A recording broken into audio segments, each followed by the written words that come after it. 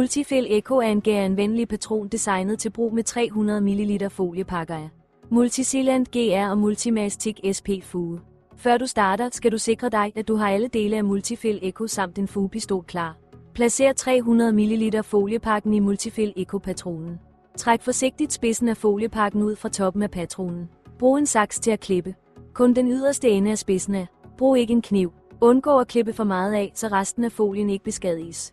Sæt topdækslet på plads og skru dysen på Multifill Eco på den side, hvor du har klippet foliepakken. Indsæt den fyldte Multifill Eco i din fugepistol. Den er nu klar til brug. Når du bruger fugemassen, bliver folien presset fremad og krøller sig sammen inde i patronen. Når foliepakken er tom, skal du fjerne Multifill Eco fra pistolen. Tag topdækslet af og træk forsigtigt den brugte, sammenkrøllede folie ud. Brug ikke en kniv til at fjerne folien, brug fingrene. Vend Multifill Eco og indsæt en ny foliepakke. Multifill Eco er nu klar til genbrug. Multifill Eco kan bruges op til 90 gange.